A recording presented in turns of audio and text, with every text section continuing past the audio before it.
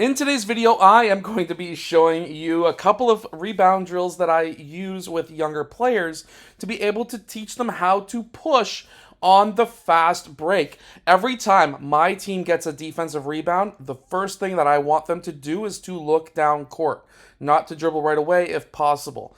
Looking down court is the most important thing, in my opinion, if you are looking to be able to capitalize on your defense. Your defense is going to be your best offense. So let's get down and let's check out these drills. If you're a basketball coach, make sure to go check out my 100 basketball drills book that is down in the description below. But also make sure to go check out, if you are a player, the vertical jump training workout so that you can jump higher and get more rebounds. So in this first drill is going to be very similar to like a free throw shot and trying to outlet from that. The idea, whether you make it or miss it, I don't care. Basically, outlet right away, get down court, try to push it, and try to set up an easy layup if you can. That is going to be the most important thing. Obviously, for here, with these guys, I allowed rebounds. You can allow one shot only. It's up to you. But that's just way too much drilling by Leo, but that's totally fine because he was able to score.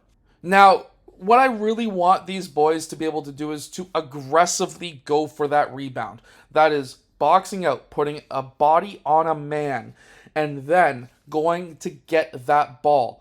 If you don't have an outlet right away, you can dribble, but it has to be pushed. Everyone else has to sprint down court.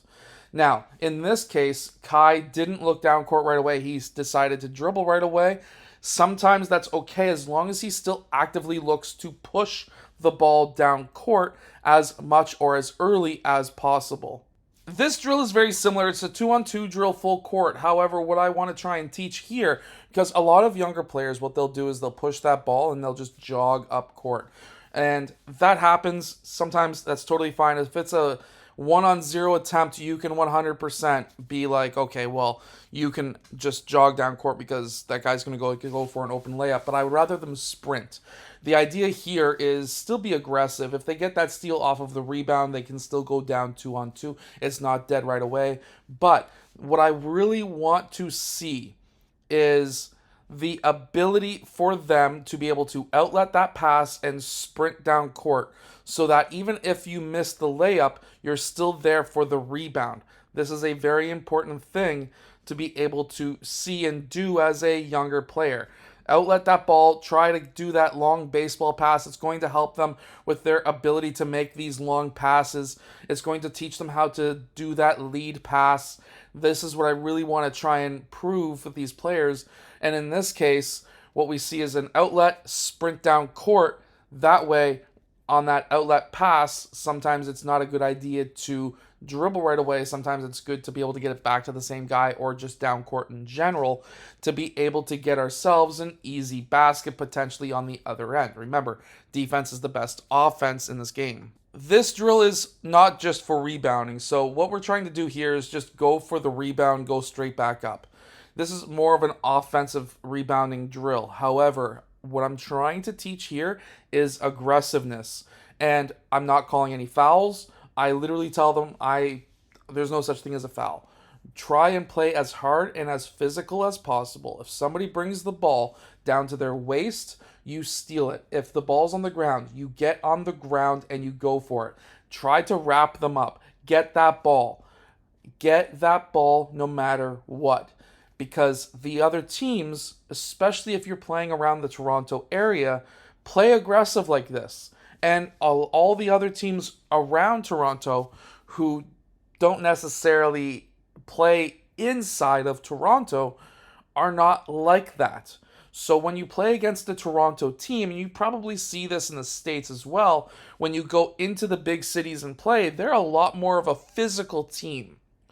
And when you're at this age, if you can just teach aggressiveness, get them used to having that contact instead of just sitting there saying, "Coach, they fouled me, it hurts." Instead of just saying that, they say, "I don't care if there's a foul. I'm keeping that ball away from you. I'm ripping it, and then I'm keeping you at bay," obviously trying not to push, using your pivots without traveling, and still getting that shot up as we just seen Leo do and Desiree do right there. This is how you can build a more aggressive team. Personally, I love having aggressive teams going for rebounds and steals and not worrying about fouls. You have 5. You can give them, believe me. So him, and him. if No. Yes. if You would White gets the rebound, And if Joseph. White gets the No. rebound, it's 2-on-4. You're the red team, and you're the red team. Yeah. Wait, are both He's of the them white red team. He's the white team. You guys are on their team. Huh? Red team It's 4 versus is together. You guys are Oh, 4. so They're one- defending at half. You have to try and help So both trap of at those half. guys are on red. That's right. So And 1, White has to 2, get the 3, rebound. 4, then these 2 bums. Yeah. So if red gets the rebound, you can go up. Yeah. Ready? Guy who did elbow shots 2 points. So I wanted to include that because that's how I was explaining the drill to the players. It's a 2-on-4 drill. 2 offense, 4 defense. So they're going to have to move the ball fast. They're going to have to pass the ball fast and really try and push that ball and get that defense to collapse to kick. Now, the idea is it's 2-on-2 for the rebound, and then it turns into 2-on-4, as you could see. I also wanted to include that banter because it's always fun listening to the kids talk and argue and ask questions, because those are some of the questions that your players might ask as well.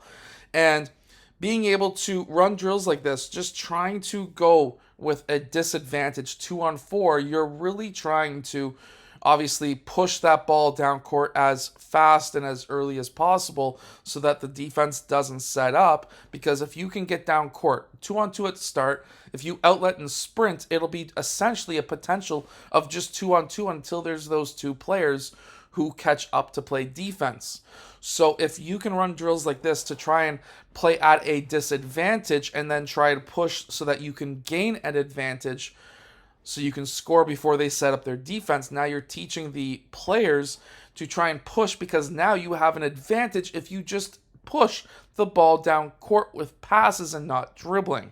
As we can see here, Kai was dribbling just a little too much. He's getting pressured. He should be passing the ball off. He's got a teammate who is wide open, and now you have to try and teach your players, hey, make the right passes, cut, move off ball, and you are going to have a massive advantage on trying to, of course, score and, of course, beat defenses.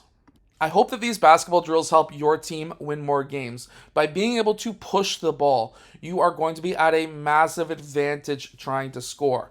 If you're a basketball coach, make sure to go check out my 100 basketball drills book that is down in the description below. And if you're a player, make sure to go check out the vertical jump training book. It's good for all ages, so definitely go check that out. It's going to really help you jump much higher, which will allow you to eventually dunk if you're younger, or be able to get more rebounds. Anyways, hit that like button and subscribe, and I'll see you guys again in my next video.